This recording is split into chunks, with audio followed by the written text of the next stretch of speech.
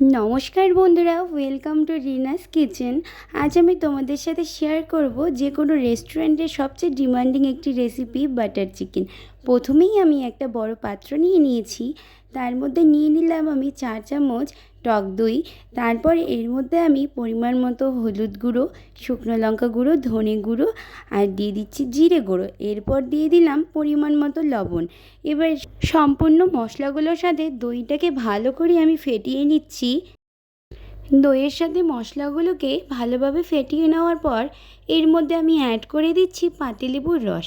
আপনারা কিন্তু চাইলে ভিনিগারও অ্যাড করতে পারেন, এটা পুরোটাই অপশনাল, বাট আমি পাতিলেবুর রস ইউজ করেছি।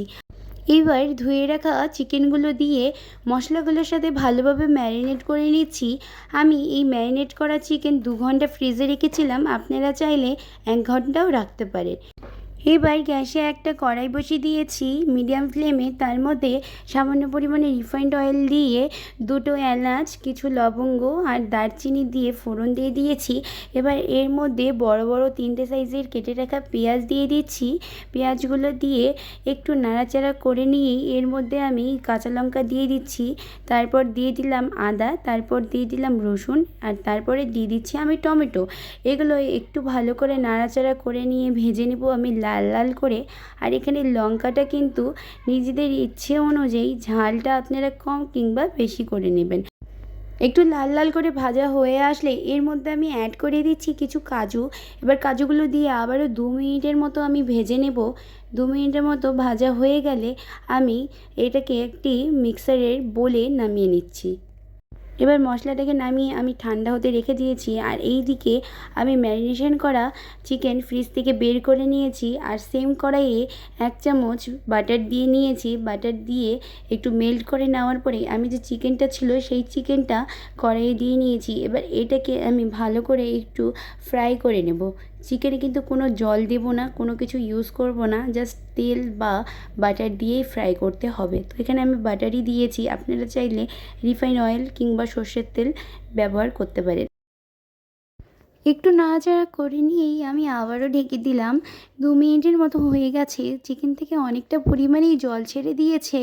এবার আর ঢেকে দেবো না, এইভাবে ফ্রাই করে নেব। আর অবশ্যই ফ্রাই করার সময় কিন্তু গ্যাস লো টু মিডিয়াম ফ্লেমেই রাখতে হবে। এইভাবেই ফ্রাই করতে করতে এক পর্যায়ে গিয়ে চিকেন থেকে অনেকটা পরিমাণে তেল কিংবা বাটার ছেড়ে দেবে। এবার আমি সেই ফ্রাই চিকেনটাকে একটি বড় পাত্রে নামিয়ে নিচ্ছি। এইবার আমি চিকেনের গ্রেভি তৈরি করব। তার জন্য একটি কড়াইয়ে অনেকটা পরিমাণে রিফাইন্ড অয়েল দিয়ে দিয়েছি আর দিচ্ছি বড় 1 চামচ বাটার। এগুলো মেল্ট হয়ে আসলেই তার মধ্যে 3টে তেজপাতা, দারচিনি, লবঙ্গ আর এলাচ ফোড়ন দিয়ে দিয়েছি। ফোড়ন দিয়ে একটু নাড়াচাড়া করে নেব। আর এই যে পেস্ট করে রেখেছিলাম পেঁয়াজ, লঙ্কা, আদা, রসুন ভেজে নিয়ে, সেগুলোকে আমি দিয়ে দিচ্ছি কড়াইয়ের মধ্যে। গ্যাস কিন্তু মিডিয়াম ফ্লেমেই আছে, হাই ফ্লেমে করে দেইনি, নয়তো মশলাগুলো পুড়ে যাবে। এবার অনবরত নাড়তে থাকতে হবে। আর এখানে মিক্সারে ধোয়া জল আমি দিয়ে দিয়েছি, খুব বেশি পরিমাণে জল ইউজ করিনি। গ্রেভি অনবরত নাড়তে থাকলে একটা সময় গিয়ে গ্রেভি থেকে অনেকটা পরিমাণেই তেল ছেড়ে দেবে। যেমনটা আমরা দেখতে পাচ্ছি গ্রেভি থেকে অনেকটা পরিমাণেই তেল ছেড়ে দিয়েছে, মানে আমাদের গ্রেভি একদম রেডি হয়ে গেছে। এবার এর মধ্যে আমি ফ্রাই করে রাখা চিকেনটা দিয়ে দিচ্ছি।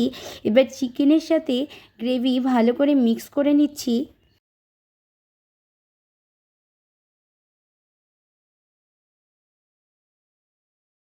চিকেনের সাথে গ্রেভি ভালোভাবে 2 মিনিট কষিয়ে নেওয়ার পর এর মধ্যে আমি পরিমাণ মতো জল দিয়ে দিয়েছি। এখানে বেশি জল ইউজ করিনি, অল্প পরিমাণেই দিয়েছি, যেহেতু এটা গ্রেভি হবে। এবার ভালো করে চিকেন নাড়াচাড়া করে নিয়েই আমি একটা ঢাকনা দিয়ে ঢেকে দিচ্ছি। 5 মিনিটের মতো হয়ে গেছে, গ্রেভি ভালোভাবে ফুটে গিয়েছে। এবার সবশেষে আমি এর মধ্যে গুঁড়ো গরম মশলা অ্যাড করে দিয়ে একটু নাড়াচাড়া করে নিয়েই নামিয়ে নিলেই তৈরি হয়ে যাবে বাটার চিকেন। আর এইভাবেই বাড়িতে খুব সহজেই বানিয়ে ফেলুন বাটার চিকেন রেসিপি। আমার রেসিপিগুলো যদি ভালো লেগে থাকে তাহলে অবশ্যই আমার চ্যানেলে লাইক, কমেন্ট, শেয়ার এবং সাবস্ক্রাইব করে দিয়ে আমার পাশে থাকবেন। ধন্যবাদ পুরো ভিডিওটি দেখার জন্য।